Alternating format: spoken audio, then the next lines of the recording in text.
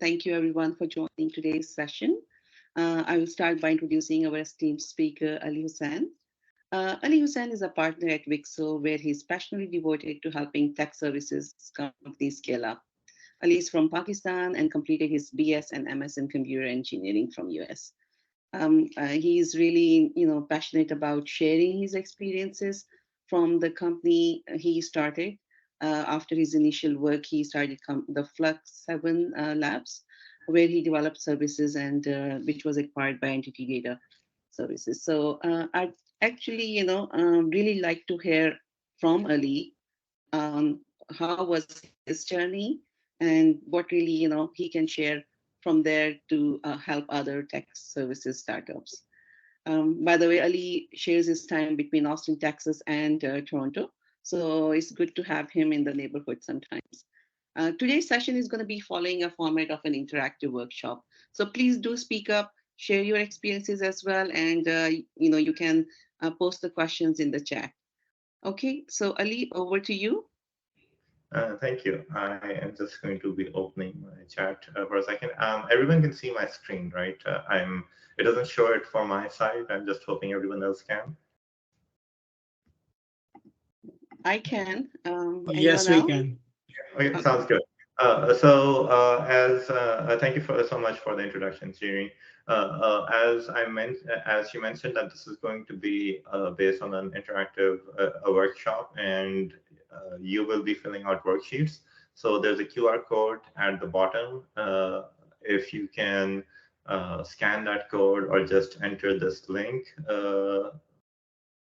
copy the link URL, and let me just throw that into chat. We probably should have done that earlier, and you can see it. Oh yeah, cool. And you have the Airtable link right over there. So the form over there will be filling that out and entering the information. You'll be answering a bunch of questions to help you think through what it would be for you to start a services company. But before I go into that, I do want to give a little bit of context on who I am. So if you were listening at the beginning, I was an individual contributor engineer, and at some point founded a tech services company, grew it really fast, founded in 2013, exited in December of 2019 to Entity Data Services. Entity Data is one of those big Fortune 100 companies. They're the big telecom company in Japan. And along the way, we actually had a whole lot of recognition. We were profiled on Inc. 5000. Tech Target gave us multiple awards. Fast 50 named us one of the fastest growing companies in Austin. CRN 250. So a whole bunch of awards that we had on the way. And after the exit in 2019, we spent the founding team, we spent some time working at Entity Data, and then we left and decided that this was one of the most amazing journeys in our lives and our professional careers. It is something that we strongly believe that others should do, and we believe that it can be made a lot easier to do. And so now what we want to do is help others in their respective journey, and that's what we're trying to do at Vixul.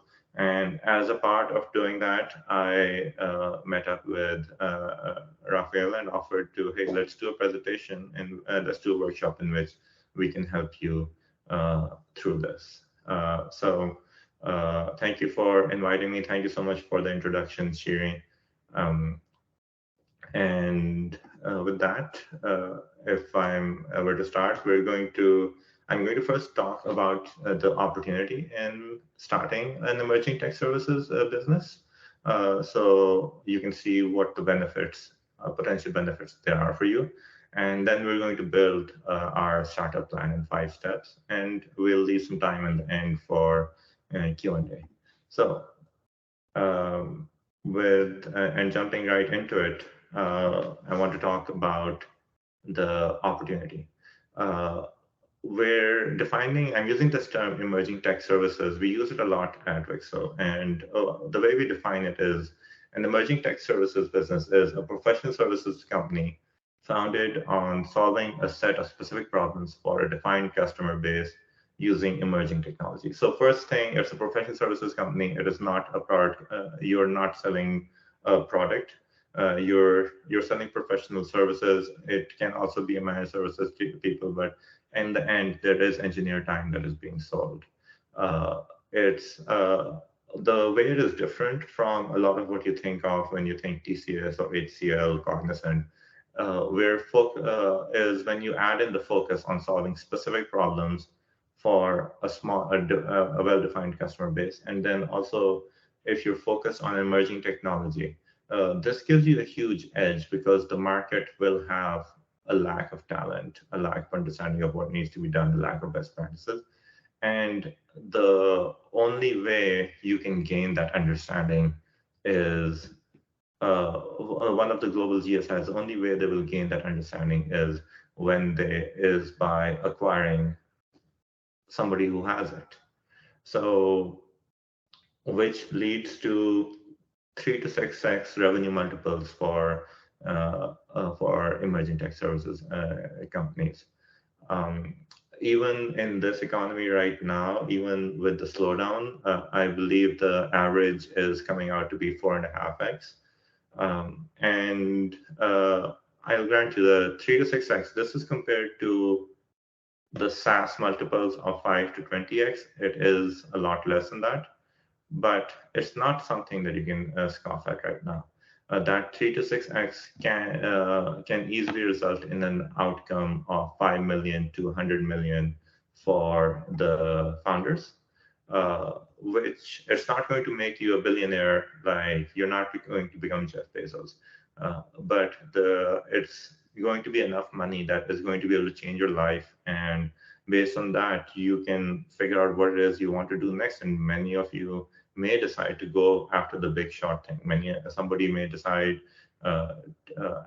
to just go off into the sunset, but it's a very high likelihood that you will get to make that decision. And another thing to note is in a product company, the biggest risk for a product company is product market fit. You have to spend a lot of effort in trying to make sure that you can make sure that the product is able to find the right customer before you run out of money. If you hit it, it's a very high risk, high reward game, but 9 out of 10 are going to fail outright. But you hit it really big. You don't have that same risk when you're doing an emerging tech services company. It's medium risk. You still have to run a good company, to know how to run a company, but it is a lot more likely to succeed than a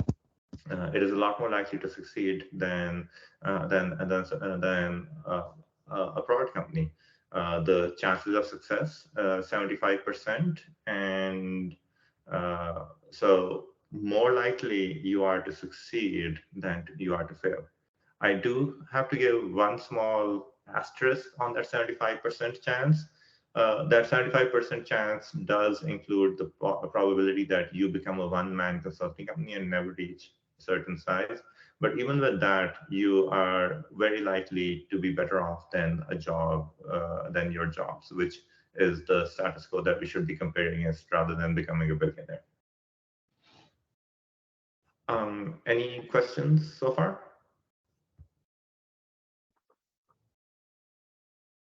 Very interesting numbers, I must say, how you've given the comparison between. Sounds very interesting, yeah. Actually, it is very interesting. I've had a lot of conversations recently with my Silicon Valley friends who have raised money, built product companies, actually have built really, really large product companies. They are were surprised when I told them what these numbers are and that how you can do that.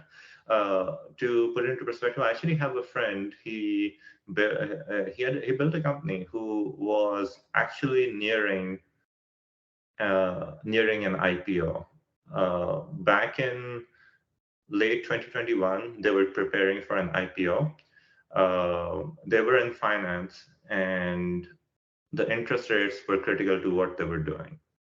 Um, the interest rates changed. All of a sudden, they went from IPO to a state where my friend quit the company that he was a founder of. And actually, all of the founding team quit because the economics were not working out for them. All of the the investors would get all of the money, and there was just nothing left for them. And so they had to start over from scratch. So that's So I have a question for you. Sorry. So is that okay to have a product or a SaaS company and have services as well? I would very, very highly recommend against it. So there are two aspects to that question. One of them is having a services wing in a SaaS company. Once you hit a certain level of scale, you cannot have a SaaS company without a services. There is a very important aspect to that. We make a huge distinction between services and product. The distinction is actually not that high. If you actually look at SaaS companies, I mean, they have service in the description right there. But if you look at them, around 20% of revenue from SaaS companies is coming from services. Services is a very essential part of any product company. The way you should, it's not a black and white thing, or if you're product or if you're services, as much as it is made out to be. It is more of a how do you present yourself to a customer and what is the reason that they're buying you.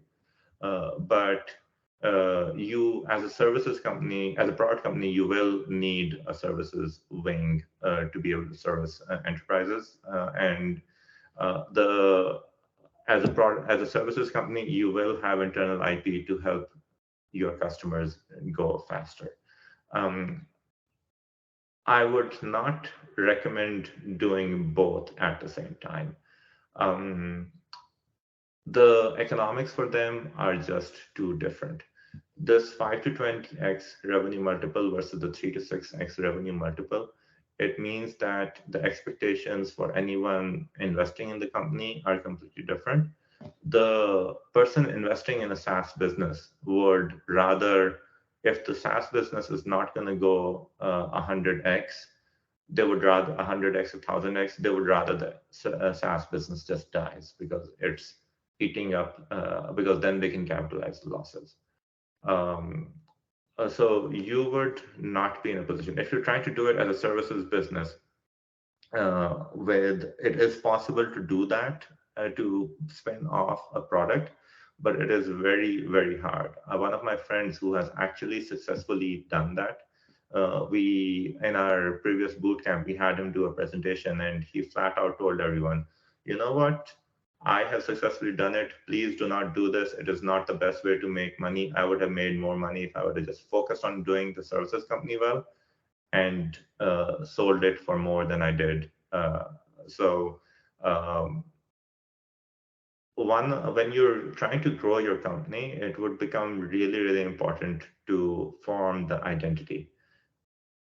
Below $500,000 in revenue, you can make that transition. Once you cross the $500,000 in revenue, the reality that is going to be eating you up is the money that you cannot, the services company will always win, because for that $500,000 in revenue, you will have a proportionate amount of expenses, and the expenses for running your services company will completely overrule or would drive everything that you do. So you will most likely fail at both if you try to do both at the same time. I would very much recommend stick to doing one. Does that answer your? Thank you. Okay. And before we move forward, Omer, your hand was up. Do you still have that question, or should we move forward? Thanks, Sophia. So, yeah, Ali, coming back to your point about the product and service one, I was thinking like a product requires a market fit, and then actually, I mean, a sales line as well until you start running that wheel, and it might take some time, but until you start running that wheel, it runs, right? So from the service perspective, are we thinking to present a person? So, I mean, just like a product has a value proposition, you as a person might have a value proposition as well, and that's being offered as a service, right? So there you need a market fill as well as a sale. So something that we often are afraid of is having that sales pipeline, even if you're selling your own personal proposition as a service. So, so these challenges seems to be similar in product. Of course, it's more risk, high revenue involved, but on a personal level as well, you have a lifeline, and you have some things lined up for proposition to hold true for a certain point in time until you start running that wheel. Sorry, so I do agree that you would need a value proposition, and actually that's exactly what we're going to do in this workshop, develop your value proposition. I actually did not understand what the question was. So from the sales perspective, I was curious, like, I mean, in product, you need somehow a market fit, and then some pipeline on the sales end, like so from the service perspective also, a sales pipeline, how to grow it. I think that's something that comes first to our mind. Sure. Actually, so I thought there were two questions in there. The first one was, hey, you're telling me that you don't have to find product market fit, but you do have to find a value proposition and find a market for that. That sounds like a product market fit. And I do want to address that, and that yes, that does, but that is a lot easier to find, because when you're trying to find service market fit, that's a term that I read by Tim Denning. He writes some very interesting articles on Medium on services companies. Finding service market fit is a lot easier problem. You don't have to scale that same exact solution to so many people. You can scale a vague solution to fewer people and still hit what you need to do. So you don't need that hyper optimization that a product needs, and you don't need that complete bullseye hit. Just containers on AWS was the hit for us. But if you're talking about a full product market fit, you have to talk about a lot more detail than that. Funny enough, right? Like Docker themselves, they may have released Docker into open source and built the company, but they themselves could not actually capitalize on Docker. So that gives you an idea of just how hard that is, even after people are using your product. So that was just one thing that I wanted to address. I'm not sure if that was the actual question. The question that you asked regarding the sales pipeline, I absolutely agree. You have to have very good control on the sales pipeline. I actually have written about it, and I can share more information about it. If you can connect with me after, on offline or after this, I can share that information with you, and I can guide you better. But I don't think I can address that problem and have the workshop that everybody else is here for. So I would have to defer for now. Thanks. Makes sense. I will connect you. Thank you. So build. Okay, so the workshop, build your startup plan in 5 steps. These are the 5 steps. I had been thinking about. I had been trying to rush you all through the through the 15 steps, figuring that I can just run you through the beginning part in 6 minutes, and I'd be able to then do 5, 5, 10, 10, 10 minutes on each of the steps, and we'd be all done. And then I had a dose of reality, and we are at 20 minutes in, so it's a good thing I had the dose of reality. We are only going to be doing 1 and 2 live right now. 3, 4, 5. We are going to make those into homework. I'm going to guide you about 3, 4, 5, but we're not going to do them live. We're going to be just restricting ourselves to 1 and 2. Again, the QR code, please have this worksheet open, and because we're going to be starting on this worksheet right now. So, step 1, what you bring to the table.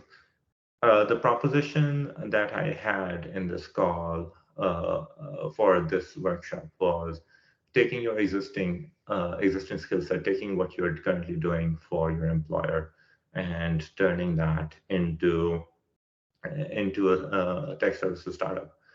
One thing that I want you to have as a mindset shift is that you already are an entrepreneur. You have one paying customer, your employer.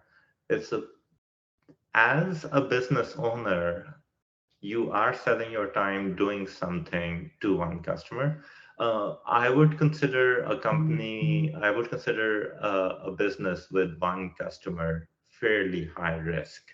And so that's one thing that I want you to think about. But then also, what I want us to work through is, hey, what is it that we're doing today? What is the skill set that we're bringing to the table for our employers? And figure out how we can sell this as a business. So I have some questions in the worksheet. If you click on the button for open step 1, it will pop up the questions for you. I'm going to give so actually let's give it a couple of minutes, and why don't you at least get the easy questions in, and then we can start with talking about some of the harder questions. Let's give it till 9:25, and if you have any questions, please share.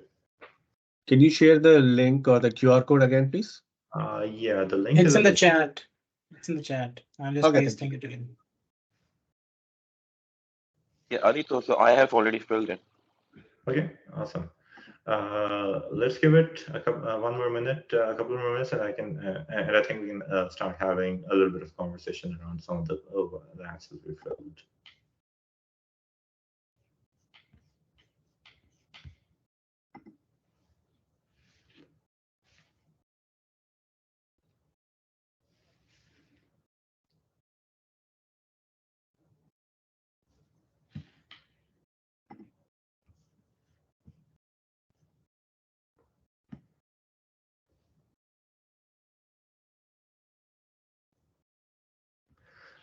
Okay, so before we go forward, I do want everyone, you are able to fill in the questions, and no questions, no logistical questions about how to fill in or anything like that, right? We're good?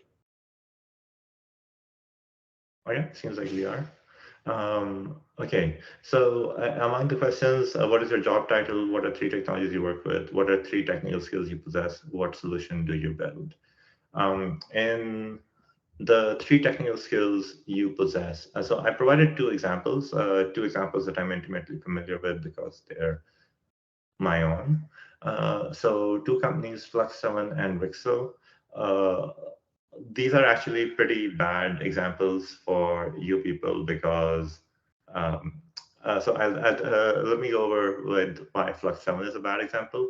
The experience that I had was performance and benchmarking, pipelines and distributed systems, and then I had kind of seen CI/CD because you have to kind of see it. You have to have good testing in the hardware world because you can't patch hardware. None of the technologies that I was familiar with, Verilog and etc., how to run emulators that was in any way relevant to what I wanted to do. When doing a startup, it was very clear to us that we are not going to touch hardware at all. And so we said, okay, what's popular? It's cloud and data. Okay, data seems like we'll actually have to learn something to do it. Cloud, well, we took our existing knowledge. My co-founder was also had a performance hardware performance background, so we were able to say performance and benchmarking, taking that knowledge, and then a very good understanding of distributed systems. We took both of those knowledges coming from our understanding of the hardware domain, and were able to apply that to the IT domain, which we absolutely knew nothing about. I'm the only use this example is serving you is convincing you that even if your starting position seems very hopeless, you can probably still do quite decent out of it. The other example that I have to share, it's really bad because it's not at all related to technology, but experience how to grow tech services companies, which is a very rare, very useful experience to have. Not many people have it. We had a teaching DNA, and because we started off at a disadvantage, not knowing IT or services or anything else, we had a better realization of what are the blind spots that somebody experienced may have, and what are the real pains that early stage founders have. So it gave us an advantage in terms of, so we were able to understand the problems of first-time services founders better, and be able to figure out how to solve them and teach them and enable them better. So those are the two examples. I can. Any questions on any of the questions? Otherwise, I would like to spend some time if people can share their answers on chat, and we can have some chat on it. We can chat about them.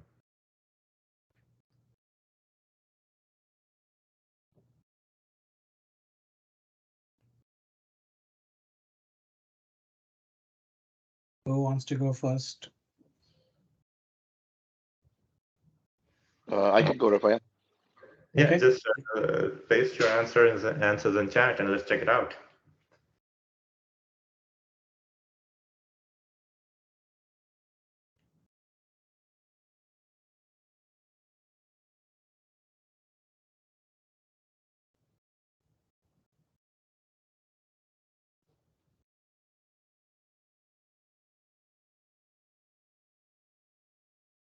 So Ali, do we need to submit the form once we No, have filled the part one? No, don't submit it yet. If you do submit it, it's actually going to create problems. Don't submit it yet. I'm just saying, put it in chat right now. We can only Share your answers, yeah. only one submission Okay. once. Otherwise, it will mess things up. Okay, sure. Yeah, just copy and paste your answer. Just put it in the chat, or you can say it out if you want to. Okay, so I'll go first. So I'm sales and partnership executive at TalksQ, which is an IT services firm. And the three technologies that we work the most with are Node.js, React.js, and no-code. So the three most technical skills that I possess. I have a 5+ years of experience in engineering before I jumped into the sales side of things at this firm. So now currently I'm looking at the sales part. Okay. So the solution that I'm building right now, so I'm building an outbound sales cycle for Oxcube. I started with optimizing data collection and now scaling the engine to maximize the results. Awesome, and that definitely puts you at a huge advantage in terms of if you decide to start your own company. The sales experience definitely means that you have a huge advantage. What about on the technical side? Like, what was it that you were last doing on the technical side? So personally, I was working with Java, Spring Boot, and Angular on the front end with MySQL and the usual stuff. I was a full stack developer. for like 5 years. And meanwhile, I was working as a freelancer and some side gigs, as well as I made a small product on the marketing side for a local firm. So yeah, but at this particular firm, the most of the tech stack that we deal in is mean and MERN stack, with few platforms on the no code side. Got it. Got it. Okay, so kind of so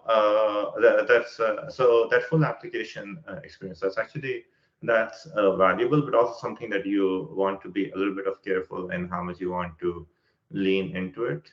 One of the things that happens is it becomes very hard to differentiate yourself and be able to command good margins. You end up having to Yeah. compete on the $25, $30 an hour kind of thing.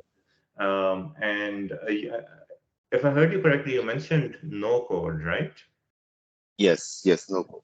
What was the low code, no code platform that you were using? So we were primarily working with some open source platforms. So Directors is one of our major expertise in. So that's what we are working with right now. Okay. But we have also worked with NocoDB and others as well. Got it. And so that part where you become kind of like this rare skill really helps in terms of differentiating yourself. It is possible to differentiate with the full stack development, but it becomes a lot harder to do, and it becomes a lot more years of work in establishing your credibility. So definitely something that, and if you're doing that, I would at least like focus on a particular vertical, and then your case studies become doubly important. But if you're but if you start saying, even taking those other skills that you have right now, like the full stack development, that's definitely a really important skill. Taking that full stack development skill and turning that into a particular implementation, but your other skills make that more about this is how you're going to complete the equation rather than this is the problem that you are going to solve. So if you if you make that more about I solve I give you the I build your sales analytics dashboards, right? Now you have a skill set of understanding how those are set up and how you want to be doing those. And I build your sales analytic dashboards with the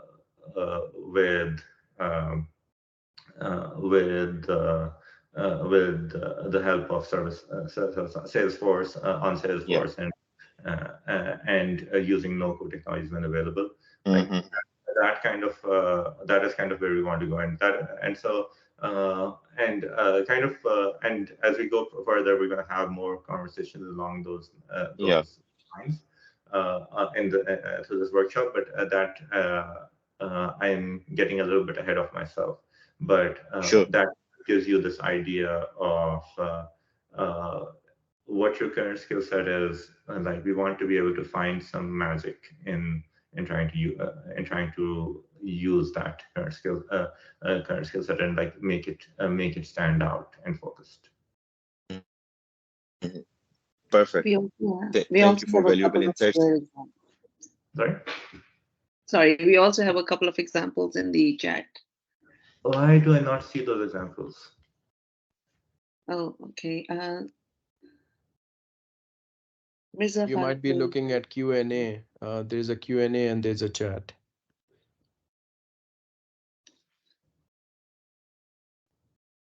Do you want to speak up? Mirza Farooq Beg, do you want to speak up?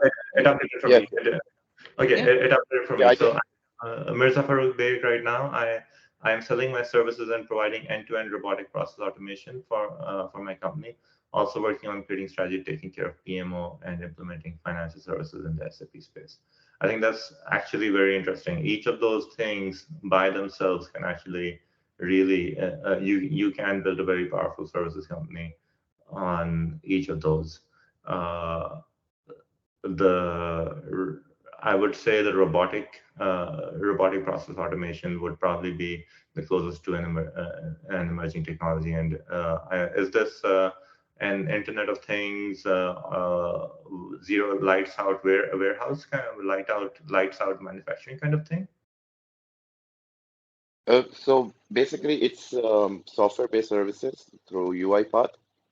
Uh, so they basically provide a framework where you can automate multiple things within finance, HR, manufacturing. Yes, manufacturing is a very, very key area where they're entering into the space. And it allows you to automate IT processes, from end to end, and helps you to cut down your costs, improve Okay. efficiency, reduces workload, increases the ROI, for your investment. So yeah, so our RPA, I also feel is one of the trends, along with AI and chatbot. RPA can also, have a conversation with the chatbot as well, which helps in the hyper automation that people are looking for. Got So it. yeah, I think yeah, you're right. RPA is one of the key areas which can be applied as services. Okay. Okay. And okay, got it. And so you're already selling. You already have your service company in which you're doing that, and I think that's definitely a very very hot field right now.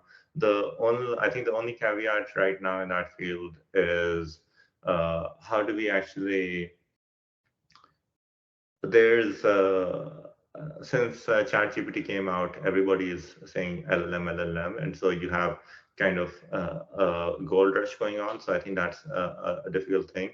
Um, so we are running a bit behind. So let me just do the last one really quickly. My team develops image processing algorithms capable of running on hardware. My primary skills are image processing, algorithm development, and programming. We build image processing algorithms that power cameras. I think that's very interesting, actually. And one of the things that you see, you have a very good understanding of what it is that the solution that you are providing. Thank you for sharing yours, Mohammed Abdullah. It's and the one thing to one thing that if I were to start looking at this, I would be thinking about uh, maybe the market is too small because we're talking about hardware vendors. And who are the right people that would be like, if I can only sell to 5 or 10 customers, maybe I don't want to start that business, and maybe I want to figure out how to alter my current skill set into something else. So just something to think about from that perspective. But thank you. Uh, okay. So thank you for sharing your thoughts on the where you currently are right now.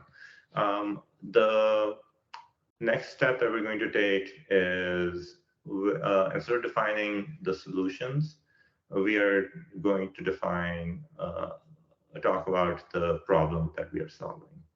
And this is something that was a huge learning experience for me. I still make that mistake where, especially amongst us engineers, there is this tendency of immediately thinking solution and getting too engrossed with the solution the moment and not thinking enough about the product. And so we have talked about what it is that we are doing as a solution. And what I want us to do right now is to go deeper into what is the actual product what is the actual problem that we are solving. Um, One TED talk that I would want you to check out is Simon Sinek has a TED talk. And he also has a book, which is a far longer version of the TED talk. But definitely worth checking out in kind of like the importance of the why. But the why is the pain that people have that you are trying to solve with your solution. And you are a lot more likely to reach the correct solution if you address their why. I'm going to give the two examples, the Flux 7 and the Vixul example. Valuable developer time is wasted dealing with inconsistent systems and busy work. Um, this is a state that the current state of the customers that we're working with at Vixul.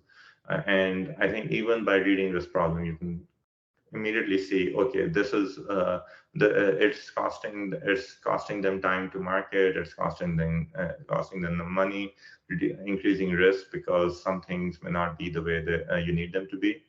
Uh, so I similarly, I want you to think about what is the problem that we do, and then for Vixul, founder of tech services company wastes time and money making mistakes that could have been avoided with the right guidance. I have a little bit of the solution over there by saying avoided with the right guidance. The only thing that the reason I had that was because I added that in there is because it is that problem is solvable, to just emphasize that part where the problem is solvable, but the it's it is wasting time and money, which tells you what the business problem is right away. So why don't we? I'd love to, like, as people complete, like, I'd really like it if anyone wants to share, if they can just share what they have.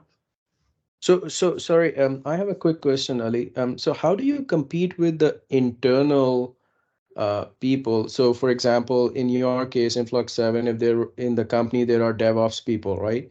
And how do you compete with them? They would say, hey, we are smart people, we can do the job.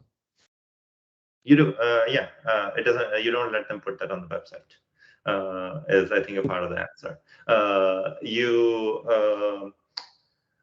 There's a friction that we balanced, and there was a little bit of there was a process that we were building around. Hey, this is what we can do. That we can do that. There a lot of messaging that we were doing to our solutions architects in terms of speak in this language, and they were defining that language, and then taking that. We forced a lot of the speak to the why in everything that we did. So if you look at the user story format, you have as a blank, when blanks, I want to blank so that. We ignored everything else, but that so that we made sure that under all circumstances that was covered. Making everyone talk to the value, I think that was one of the things. But also there is the part where you are reinforcing the message to everybody, and then the other part of it is that your sales and your outward presentation has to be 100% clear. When you are implementing, you have flexibility, and that is a part of what the advantage of being a services company. But when you are talking value, you don't need to train every engineer into talking value at the same level. You have to make sure that your solution architects are talking value and defining everything in terms of that value and making sure that they're aligning that and doing that. So that probably was a lot where the management is coming from. Wonderful. Thank you, Ali. Any other questions?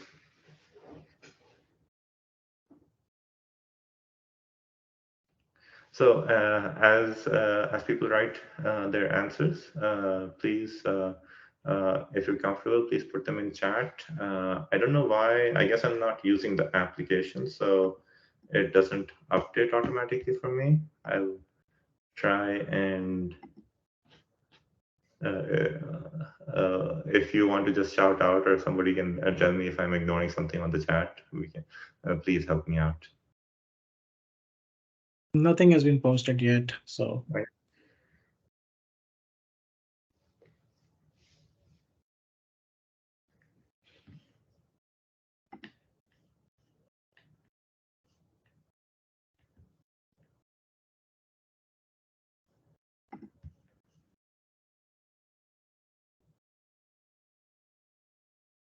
So I have one question. I mean, it's not the step, but it's general, which we see during our contracts. When we sign a contract, it's um,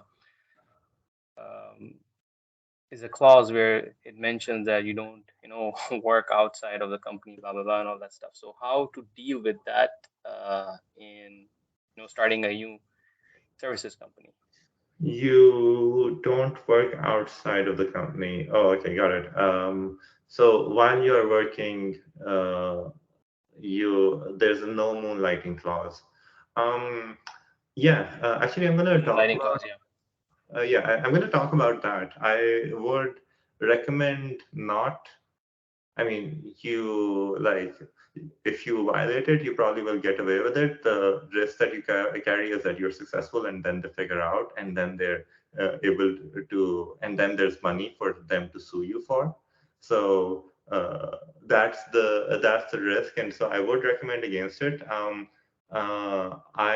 in some of my later things, I do suggest the kind of like vetting and kind of that those things, and um, it, that maybe like just vetting the idea and pitching yourself, that may be enough. That probably has to be enough just from the perspective of for that to be illegal, they'd have to make finding a new job illegal. And so I know in the United States, you can't, it's legal to find a job because like, uh, actually in the United States, a lot of the non-competes are considered invalid because they are considered a violation of the right, like the amendments that ban slavery in the United States, they are considered a violation of that. So a lot of a very strict non-compete may not even be valid. I would still put some careful consideration into it. And yeah, if you're like 1% in a very large company, nobody's paying attention. I didn't say that. Please take that out of the recording. Okay, thank you. It's being recorded, Ali. We're gonna probably upload it as well.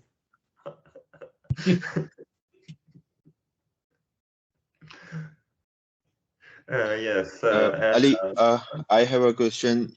Sure.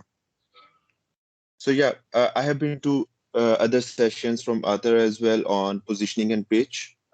So I got the similar feedback from him as well, that there is not a good positioning around the services that we provide, and there is so much competition already in the market. So and after that, I did some research with the local industry as well, where I see that most of the services firm keep on tapping on the industries or verticals that are mostly in trend. So let's say it was blockchain for a few months back, and now it's generative AI and stuff like that. People are moving into AR stuff as well. So my question is that, does it mean that running an IT services firm would mean to always switch between technologies and latest trends just to keep ourselves moving on? Would that be the case? Because that's the impression I'm getting right now. Not to the extent that you're like the way you're describing it. It sounds like absolute hell. Like Mhm. it's not going to like there's the whole thing, right? Like the Red Queen's race. You have to run twice as fast to get to stay where you have to run. You have to run as fast to get anywhere if you and twice as fast to get anywhere. I'm there is obviously you cannot be static, but to Mhm. really build value, you would actually need to grow and build. I'm sending about to send HPR professional services. Right, HPR how to grow your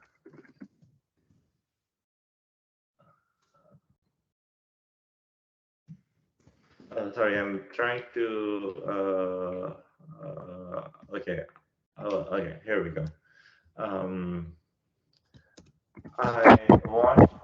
I shared two things with you. One of them is a book on scaling professional services companies, The Boutique by Greg Alexander. The other one is an Mhm. HBR article. if I picked out the right article in my Google search that I did just now, it kind of talks through this idea of a professional services spectrum. You have a commodity business, a procedure business, a gray hair business, and a rocket science business. I would say, I think one of the things that you need to recognize is that your what was rocket science today is going to be gray hair tomorrow, uh, uh, and a procedure after that, and commodity after that. So the status of that is going to keep on degrading. One of the ways that you can solve that problem is by selling off that business unit. Uh, just so that is a possibility, but that is a very good possibility. Come on, that's the making millions of dollars is not something to scoff at. But that is actually like start with the rocket science and sell at the gray hair part. I fully endorse that. You're still at the high margins, and you prove that there's the value for it. So there is that idea. The boutique actually spends a lot of time talking about it in terms of, hey, when you're doing this, you want to have you want to be sure that you're not going to be on the commodity stuff, and you need to have the engine that is getting you the rocket, doing the rocket science at all times. Like you do the rocket science, figure out what rocket science is working, scale it, and you keep on doing more rocket science. Like there is a fraction of your work that is going to be dedicated towards emerging, and the rest of it you're trying to build and grow. And each of those that are at different stages, you handle it differently, and you can sell them before they start getting their value. But having said that, it's not just professional services businesses, right? Like it's all businesses have to keep on moving or they will die. Yeah, right. Perfect. So it's not that hell. It's not that hell that expression, but it's a reality. But it's a reality that is that actually can be leveraged. A rocket science business right now, when it's a rocket science, when you have that stuff, it hasn't been vetted out in what the market will be. So you have to, once you scale it, then you're leading the pack in the scale, and then you can sell it.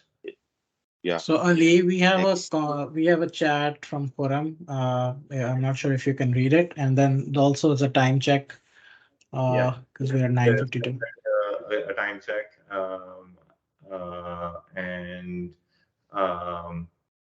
so I would say to Khurram's question. I think a lot of it on freelance platforms. When you're trying on a freelance platform, you may have to deal with like a lot of them have this culture of you need to first build up your Upwork profile by like doing the $10 an hour gigs and things like that. So maybe some of that is what may be hurting you. I do think like getting some freelance businesses is a way to start moving forward. So we are hitting the time. So unfortunately, I will not be able to go over any examples of problems. I really did want to, but moving ahead, the homework parts that you will do in workshop 2, you have the link you should be able to find the link in the first and the top of the first link, and doing that. Right now, if you submit the form, I will be able to. I will get it.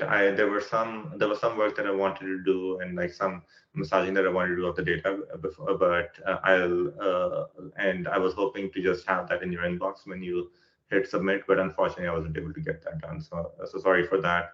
I did actually put a question in there for if you are interested in having a follow-up workshop for the step 3, 4, 5. If you are, then we can have, then if there's a lot of interest, I'll reach out to Rafael and scheduling something. If not, I'll just if there's a small interest, I'll just reach out directly with the people that show an interest. But the next thing that I want you to think about in step 3, you are going to be thinking about who the customers are. And you want to understand your customers, the problems they have, how to solve it.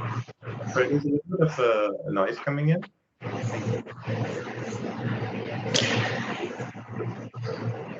Hi, Ali. One question for you. Yeah. You have to be okay. Let's leave the question to the end because we're running out of time right now. So one of the key things is that you'll have to think about both what the business is and what the business it is that you are selling to and what the person is.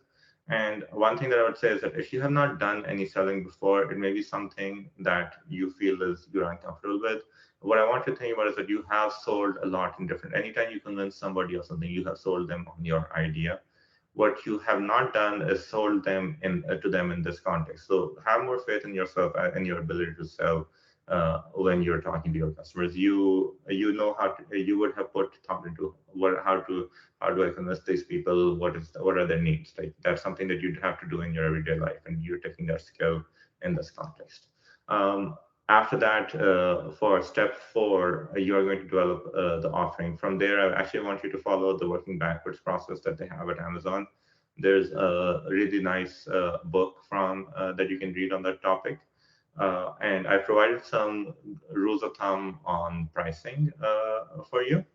So one of the easiest things is if you want to go do contract work, take the 3 zeros out of your annual salary, and that is your hourly rate at 50% gross margin.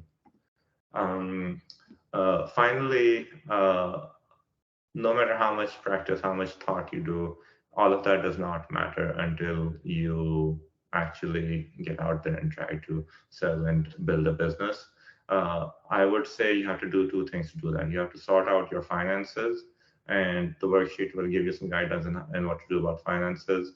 There are some, you can supplement yourself with pre-seed funding.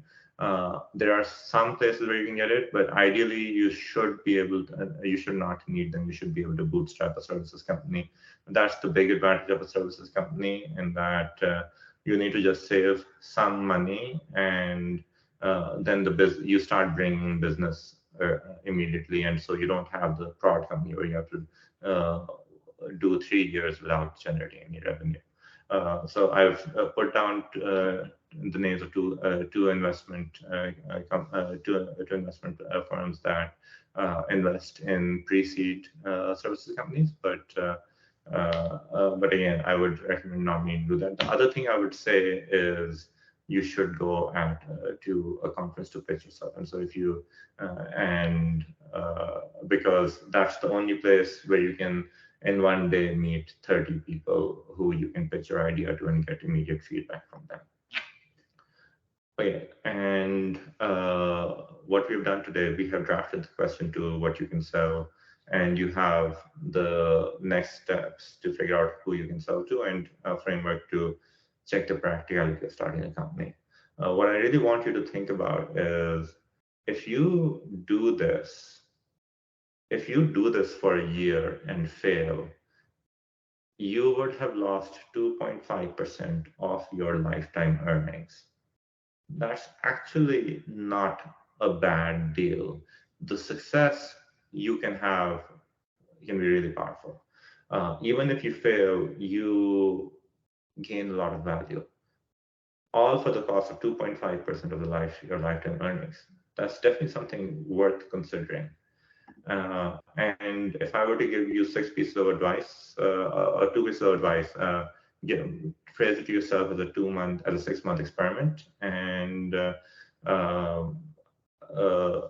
other thing that I would want you to do is, while you're working on this, make sure that all of your energies are directed towards bringing in your first contract, reaching out to potential customers, and incorporate learnings from the experiments you did while reaching out. Those are the only 2 things that are not procrastination.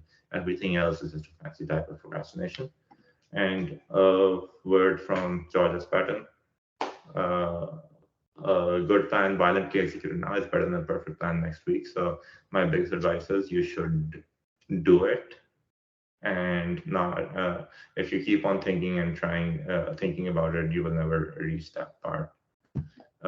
So I know that over time I can actually stay a bit extra if people have any questions. I am really sorry for not being able to fit in time. And I'm very glad I took out the 3 sections and left them as homework instead of trying to do five things out of 2 today. I think it was great the way you you actually focused on those areas, and I'm glad that we had participation from the people attending, because those were great examples to actually see how they are actually right now, what scenarios they are working with, and how to gain some insight from you. I think it'll be best if we wrap up now and then take those questions. We can always take them and arrange a future session if there's interest, or if it's just a few, then we can send them to you, Ali, or they can reach directly. Does that work for everyone? Okay, let's answer Naveed's question just because he has Question. been asking it. Yeah. Hi. Hi, thank you. Can you guys hear me? Yes. Yeah. So, Ali, I was wondering at some point if you're going to share some more details to what do you do for a living and what services you offer, what are the cost structure if somebody wants to engage you professionally. So what we're doing is working with companies, let's say 10 to 50 employees, sorry.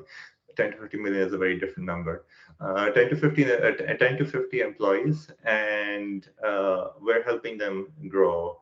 We have a small program fee, $500. That's more of a reality check. $500 a month. That's more of a reality check in terms of like keep you. Are you really serious about it? The part that we actually want from what my source of living is, right now we're taking 3% equity from the companies that are joining our cohorts. So we're betting on your success is, I guess, the answer. We are expecting that you have an application process. You can go to Vixul.com. You can actually find we were lazy and we just put our sales slide deck on the website, so it's quite easy to know what we're going to pitch you. But if you reach out to us on LinkedIn, we'll definitely talk you through everything. That you can find a lot of information on just online. So yeah,